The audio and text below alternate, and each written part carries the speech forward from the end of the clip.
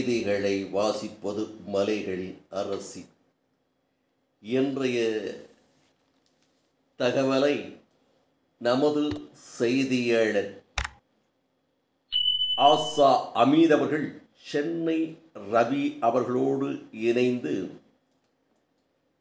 வருத்தமான செய்தியாக தந்திருக்கிறார்கள் என்பது ஒரு வருத்தமுடைய ஒரு தகவல்.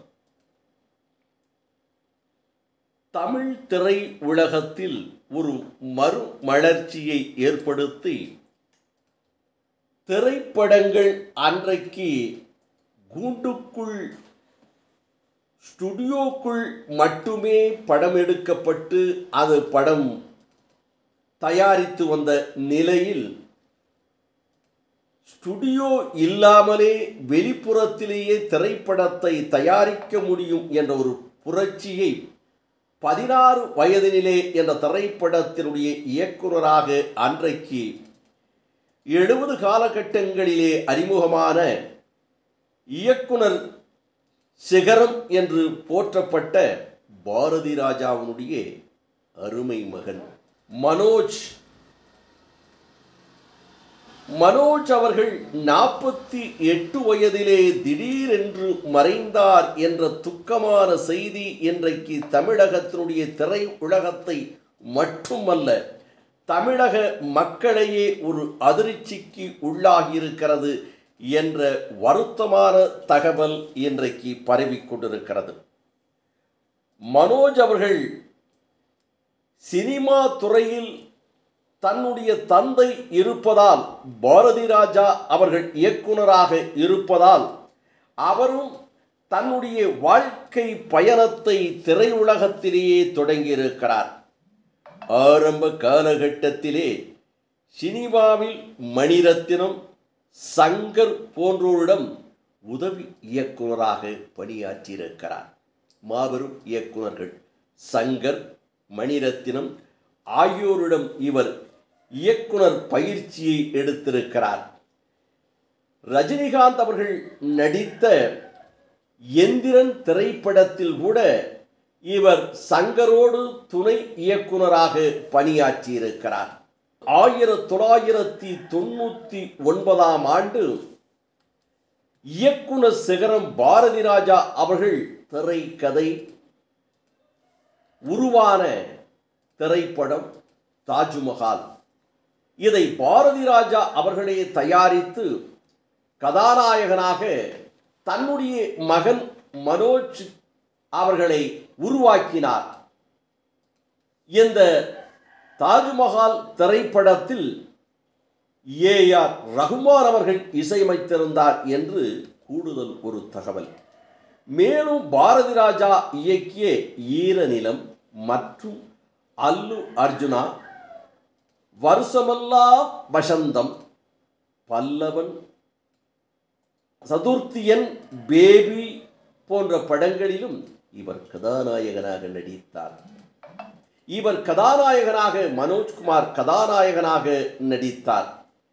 இருந்த போதிலும் மனோஜ் அவர்கள் ஒரு வெற்றி பெற்ற கதாநாயகனாக அவர் நடித்த திரைப்படங்கள் வெற்றி பெற்ற திரைப்படங்களாக மாறவில்லை. ஆகையினால் அவர் சில படங்களில் இரு கதாநாயகர்களிலே ஒருவராகவும் நடித்தார். சரத்குமார் முரளியுடன் இணைந்து சமுத்திரம் என்ற திரைப்படத்தில் இவரும் நடித்திருப்பார். பாரதி ராஜா இயக்கிய கடல் பூக்கள் படத்திலும் முரளியுடன் இணைந்து நடித்திருந்தார். இந்த படத்தை பாரதி ராவுக்கு சிறந்த திரைக்கதை எழுதியதற்காக தேசிய விருது கிடைத்தது என்பது ஒரு சிறப்புக்குரிய செய்தி. தன் மகனை வைத்து இயக்கிய ஒரு திரைப்படத்திற்கு தேசிய விருதும் கிடைத்திருக்கிறது.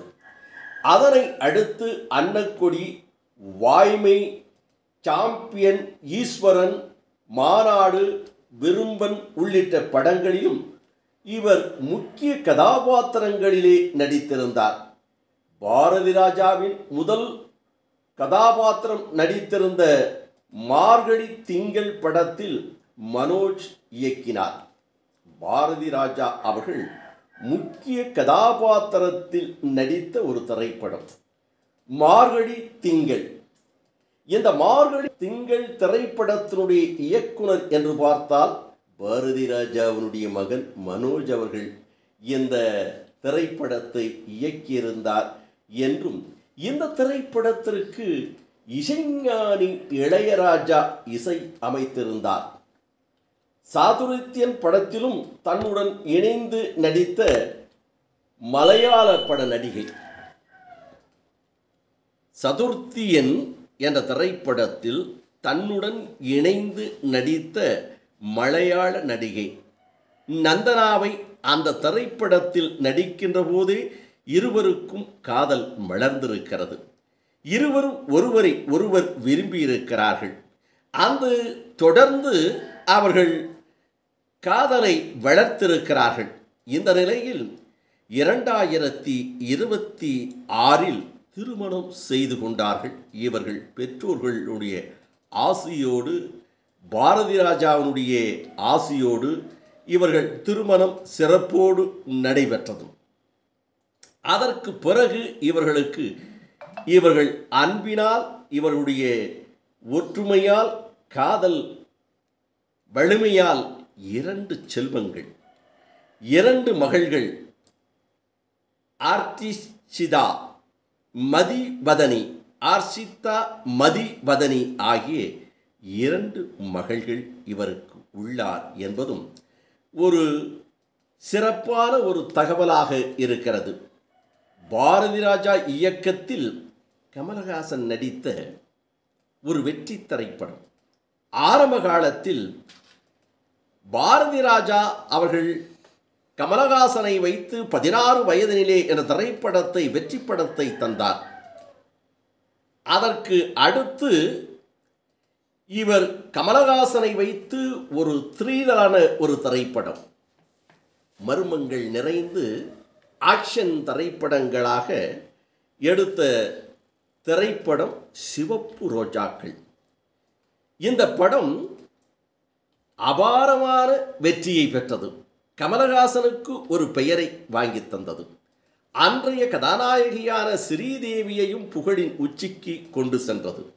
அந்த திரைப்படத்தில் பாக்யராஜ் ஒரு ஓட்டல் சர்வராக ஒரே ஒரு காட்சியில் வருவார். பழம்பெரும் கதை ஆசிரியர் என்று பிற்காலத்தில் போற்றப்பட்ட இயக்குனர், நடிகர் பாக்யராஜ் அவர்கள் கூட அந்த சிவப்பு ரோஜா திரைப்படத்தில் சர்வராக ஒரே ஒரு காட்சியில் நடித்திருப்பார். இந்த திரைப்படத்தை ரீமேக் செய்து இதை சிறந்த முறையில் இயக்க வேண்டும் என்று மனோஜ் அவர்கள் திட்டமிட்டு அதற்கான பணிகளை செய்து கொண்டிருந்த வேளையில் இந்த சோக சம்பவம் நடைபெற்றிருக்கிறது என்ற தகவலும் தெரியப்படுகிறது. இவர் மறைவுக்கு திரைப்பட உலகத்தை சார்ந்தவர்களும், பொதுமக்களும், அரசியல் கட்சி தலைவர்களும் அனைவருமே அஞ்சலியை செலுத்தி வருகிறார்கள். மனோஜ் மறைவுக்கு தமிழகத்தினுடைய முதல்வர் மாண்புமிகு தளபதியார் அவர்கள் இரங்கல் செய்தியை நடிகருக்கும் இயக்குனருமான பாரதி ராஜா மகனுமான மனோஜ் பாரதி ராஜா மறைந்த செய்தியை அறிந்து மிகவும் வருந்துவதாக தனது வருத்தத்தை தெரிவித்து அவருடைய நடித்த திரைப்படங்களை பற்றியும் சொல்லியிருக்கிறார். பாரதி ராஜா அவர்களுக்கும் தன்னுடைய வருத்தத்தை பரிமாறியிருக்கிறார். இதைப்போல பண்ணைபுரத்து ஒரே தெருவில் ஓடி ஆடி விளையாண்டு பாரதி ராஜாவோடு திரை உலகத்தில் ஒன்றாக பவனித்த இளையராஜா, இசை சக்கரவர்த்தி,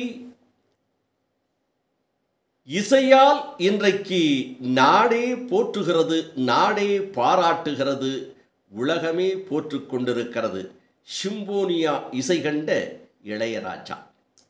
இளையராஜா அவர்களும் தன்னுடைய வருத்தத்தை, சோகத்தை, கண்ணீர் மல்க சோகத்தோடு நமது செய்தியாளர் திரு ரவி அவர்களோடு, ஆஷா அமீத் அவர்களோடும் தெரிவித்த போது, பாரதி ராஜாவும் நானும் என்று ஆரம்பிக்கிறார். என்னுடைய நண்பன் பாரதியின் மகனான மனோஜ்குமார் அவன் மறைந்த செய்தியை கேட்டு மிகவும் அதிர்ந்து போனேன். என்ன சொல்வதென்றே எனக்கு வார்த்தை வரவில்லை. இப்படி ஒரு சோகம் பாரதிக்கு நிகழ்ந்திருக்க வேண்டாம் என்று தோன்றினாலும் நிகழ்வதை நம்மால் தடுக்க முடியாது, ஏற்றுக்கொண்டுதான் ஆக வேண்டும் என்று காலம் விதித்திருக்கின்ற காரணத்தால் மனோஜின் ஆத்மா சாந்தி அடைய இறைவனை வேண்டுகிறேன். இப்படி இசைஞானி இளையராஜா முதல் கொண்டு அனைவருமே இவருக்கு இரங்கலை தெரிவித்திருக்கிறார். இளம் வயதில் எதிர்பாராத விதமாக மறைந்துவிட்ட இயக்குனர் இமயம் என்று போற்றுகின்ற பாரதி ராஜாவுடைய மகன் மனோஜ் அவருடைய மறைவுக்கு இன்றைக்கு தமிழகம் மட்டுமல்லாமல் திரையுலகத்தைச் சேர்ந்தவர்கள் அத்தனை பேரும் இரங்கலை தெரிவித்துக் கொண்டிருக்கிறார்கள்.